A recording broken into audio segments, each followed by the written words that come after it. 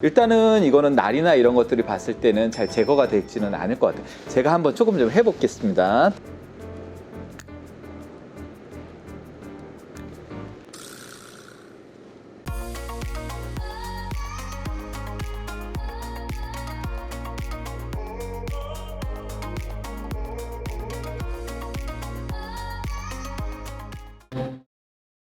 안녕하세요.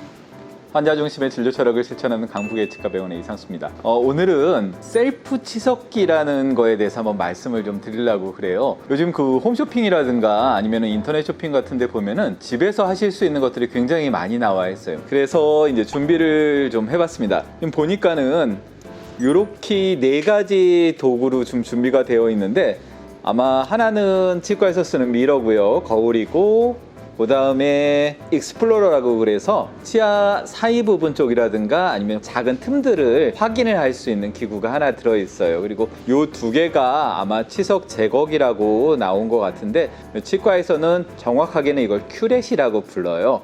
큐렛이라는 거는 이제 뭐를 긁어내는 그런 기구라는 뜻이거든요. 치과에서 사용하는 큐렛은 되게 날이 날카로워요. 그래서 상처를 좀 입힐 수 있는 정도의 그런 큐렛인데, 이거는 지금 보니까 날이 그렇게 날카롭지는 않네요. 무뎌갖고 제가 그렇게 뭐 상처를 입을 것 같지는 않아요. 일단은 이거는 날이나 이런 것들이 봤을 때는 잘 제거가 되지는 않을 것 같아요. 제가 한번 조금 좀 해보겠습니다. 테스트를 해보는데 들어있는 거울이 사실 굉장히 작아서 이걸로 보기는 조금 어려울 것 같고요.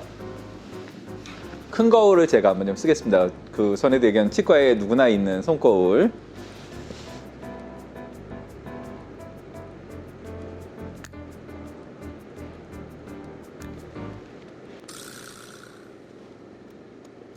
생각보다 접근은 가능하기는 하네요. 물론 저 같은 경우에는 오랜 시간 치과 의사를 했기 때문에 아무래도 일반인들이 집에서 하는 것보다는 좀 더 수월하게 접근이 돼서 더 쉬울 수도 있을 것 같아요. 근데 이게 정말 단단하게 굳어있는 치석이라면 이걸로 제거하기는 조금 어려울 것 같아요.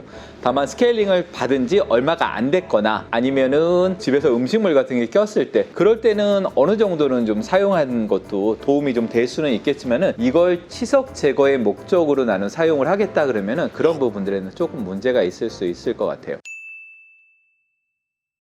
아무래도 우리 그 가렵거나 이러면 긁으면 좀 시원한 느낌이 좀 나잖아요. 그래서 그런지 이걸로 하면은 조금 시원한 느낌이 있어요. 보통 염증이 생기게 되면은 가려워요. 그래서 그 부분을 긁게 되잖아요. 똑같은 이유로 입안에도 약간 마일드하게 염증 같은 게 생기면 가려울 수가 있어요. 그럴 때 양치질을 하거나 아니면 이런 것들을 자극을 주게 되면은 그쪽에서 이제 피들이 몰려오면서 그 가려움증을 유발을 했던 성분들을 쓸어 나가서 시원한 느낌을 줄 수는 있어요. 아무래도 그냥 건들지 않은 것보다 건드렸으니까 조금 시원한 느낌은 좀 있었어요. 근데 그 효과는 있지는 않을 것 같고요.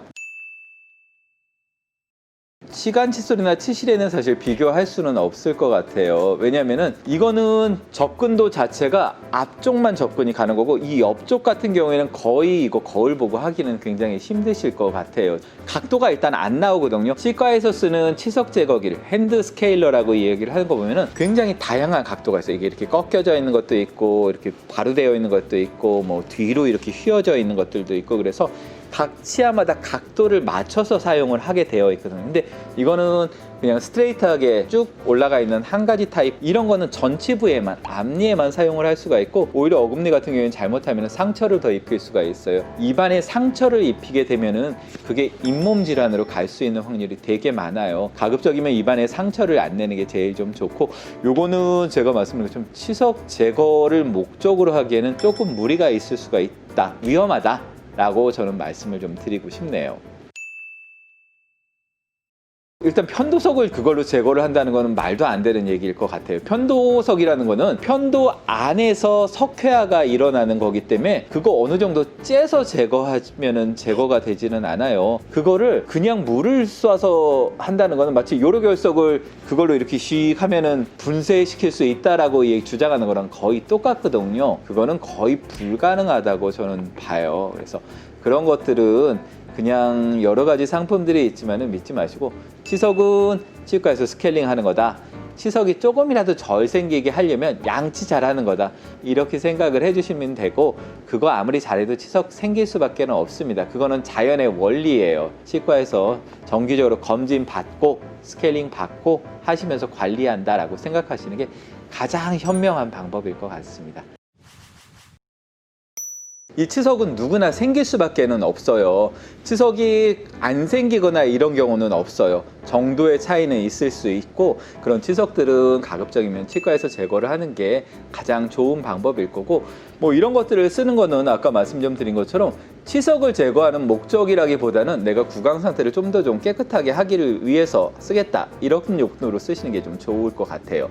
여러분들이 가장 중요한 거는 치과에서 정기검진, 뭐 스케일링을 안 하더라도, 치석 제거를 안 하더라도 정기검진하는 건 되게 중요한 거거든요. 정기적으로 치과 가서 검진하고 스케일링 받으시고, 그런 것들이 제일 좀 좋을 거라고 저는 생각을 합니다. 일단 오늘 말씀드릴 부분은 거의 다 말씀드렸고, 오늘은 집에서 할 수 있는 치석 제거, 요즘 광고도 많이 하던데 그 부분에서 한번 말씀을 좀 드렸습니다. 또 궁금하시거나 이런 부분들이 있으면 언제든지 댓글을 좀 남겨주시던가 해주시면 제가 좀 답변 준비해서 좋은 말씀 좀 드릴 수 있도록 하겠습니다.